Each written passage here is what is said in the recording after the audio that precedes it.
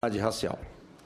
Muito bem. Bom dia a todas e a todos. Cumprimentar aqui o senador Theomário Mota, que preside os trabalhos dessa sessão, dessa audiência pública. Registrar aqui o nosso desejo de que o senador Paim volte rapidamente ao combate nessa casa, ele que é fundamental, tem sido fundamental numa característica muito peculiar do senador Paim, que se verificou em vários momentos na trajetória dessa casa, que é de construir consensos e unidades em temas difíceis. O senador tem essa característica e faz muita falta sempre que ele não está, então, desejar aqui uma rápida reabilitação ao senador Paulo Paim. E saudar as pessoas presentes, as entidades, os companheiros e companheiras de mesa, dizendo da importância, eu acho, dessa audiência para o fortalecimento do debate e o papel que essa casa tem, né? Como a secretária Angélica já destacou, essa casa ela conseguiu fazer, o que é muito difícil, mas essa casa conseguiu fazer um debate muito avançado sobre o tema da redução, rejeitou não só a PEC 33, mas todas as que estavam ela apensadas na questão da constitucionalidade, portanto, a discussão sobre a inconstitucionalidade das medidas de redução da idade penal e seus derivados e todas as medidas que mexem, ainda que de maneira indireta, enviesada, na questão da redução da idade penal, foram debatidas e foram enfrentadas pela Comissão de Constituição e Justiça dessa casa, o que revela que essa casa conseguiu criar um ambiente político em que as vozes foram ouvidas e, a meu juízo, foi feito um debate razoável e uma decisão acertada foi tomada. Então, acho que isso faz com que esse momento seja fértil no sentido de antecipar esse reexame que acontecerá diante da discussão que está acontecendo da PEC 171 na Câmara dos Deputados. Como já foi anunciado, eu falo aqui em nome do Conselho Nacional de Promoção da Igualdade Racial, que é um órgão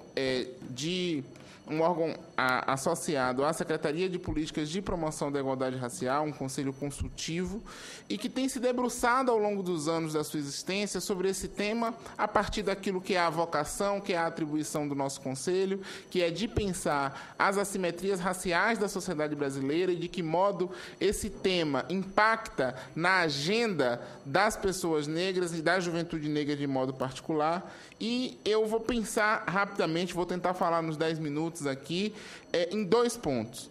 Primeiro, eu acho que é importante voltar a esse tema e concordar com o que essa casa já disse, com a decisão que essa casa já constituiu na sua Comissão de Constituição e Justiça, e que foi apresentada aqui pelos oradores que me antecederam, da inconstitucionalidade.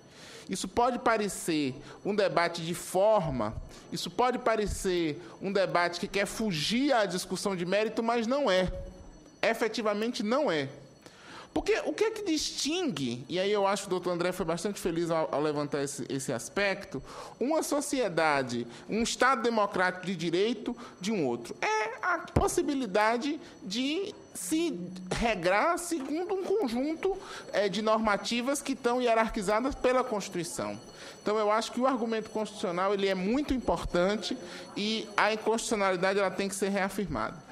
Mas, segundo, dizer que eu acho que nós precisamos nos dirigir aqui não somente aos nossos pares que são contrários à redução, mas se dirigir àquelas pessoas que têm posição favorável à redução, mas pensando nas pessoas que são a favor da redução, também tentando fazer uma distinção ali. Tem uma parcela que acha que a saída é exterminar uma parcela da juventude que tenha cometido determinado delito. Com essa parcela, efetivamente, a nossa possibilidade de diálogo ela fica limitada. Porque, para nós, o princípio é que exterminar não é uma opção. Mas eu acho que tem gente de boa vontade, gente séria, gente que está impactado pela questão da violência, que de boa fé acredita que a redução é uma alternativa. Eu queria dialogar com essas pessoas. Eu acho que é importante dialogar com essas pessoas. E dialogar com essas pessoas discutindo, primeiro, uma coisa que o senador Cristóvão trouxe aqui, que eu acho que é bastante importante, que é a dimensão do ódio, da vingança, como um componente que acaba calibrando a nossa expectativa com relação a esse tema. Se eu acho que não é possível debater um tema como esse, que diz respeito à vida das pessoas sem paixão, eu acho também que sem dosar a nossa paixão com a racionalidade necessária, a gente acaba tomando decisões equivocadas. Porque eu entendo fraternalmente as pessoas que são vítimas de violência e que reagem querendo redução, querendo até a vingança. Mas isso não pode ser uma razão de Estado.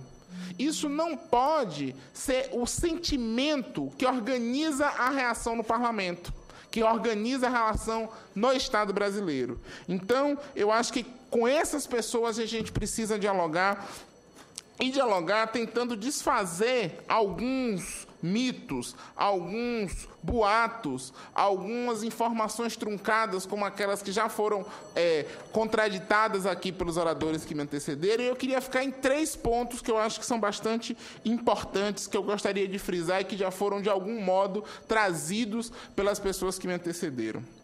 O primeiro é uma ideia de que nós temos no Brasil uma desordem generalizada ou impunidade que a redução da idade penal iria incidir sobre ela. Essa é uma ideia que está circulando amplamente na sociedade e que, a meu ver, a gente precisa combater porque ela não é verdadeira. O Brasil tem a 3ª maior população carcerária do mundo. São 500 mil que estão no regime, nas medidas gerais de regime fechado. Quando soma com as que estão cumprindo prisão domiciliar, a gente chega a mais de 700 mil pessoas em cumprimento de diferentes regimes de regime prisional. Só que a gente segue falando de leis mais duras como se o Brasil tivesse uma população carcerária pequena ou como se a intervenção penal no país fosse uma intervenção penal limitada, o que não é verdade. Então, eu acho que... E essa é uma primeira questão. E aí a gente precisa desassociar a responsabilização com o sofrimento, com a dor e com o castigo físico. Porque eu sei que isso é um processo difícil. A lei que se referia a castigos físicos no que diz respeito a crianças e adolescentes mostrou um pouco como esse debate é difícil de ser feito no país. Mas por que a gente está querendo reduzir a idade penal? Acho que essa é uma questão. É porque a gente quer mais responsabilização ou porque a gente quer mais dor? Quer mais sofrimento para esses meninos que praticaram um ato infracional? Essa eu acho que é uma questão que a gente precisa pensar. Se a gente quer mais castigo ou se a gente quer resposta aos delitos. Essa é uma questão que eu acho que é útil para a gente superar um entrave que se criou no debate. Um segundo aspecto é o discurso do medo. O medo ele não é útil politicamente para debater temas dessa natureza. O medo não é útil para debater temas dessa natureza. Porque o medo, ele nos paralisa e ele interdita a nossa possibilidade reflexiva. Porque o medo, ele é um tipo de sentimento individual que se torna coletivo, que do ponto de vista individual paralisa e do ponto de vista coletivo induz certos tipos de dominação muito perigosos. Sempre que sociedades tiveram muito medo, estratégias de dominação se estabeleceram naquelas sociedades e tiveram efeitos muito danosos. O medo não é um bom sentimento para nos acompanhar numa decisão dessa natureza. A gente precisa administrar esse medo, que é sentido individualmente por cada um e por cada uma de nós, diante da constatação de que a violência é real, ela é objetiva na nossa sociedade, ela é percebida de várias formas, não só a violência criminal, que é essa aqui mais mediatizada, mas a violência do racismo, a violência do ódio religioso, a violência do sexismo, a violência das fobias LGBT e das violências contra homossexuais no Brasil. Então, a violência efetivamente se generaliza, mas a gente não olha para toda a violência, a gente olha prioritariamente para aquela violência criminalizada, mediatizada. Essa também é uma questão que a gente precisa pensar. Mas o medo não contribui para saídas racionais no nosso debate. E, por último, pensar uma coisa que quem tem posição favorável à redução diz bastante, mas eu acho que diz de um modo, a meu ver, equivocado, que é a questão das vítimas.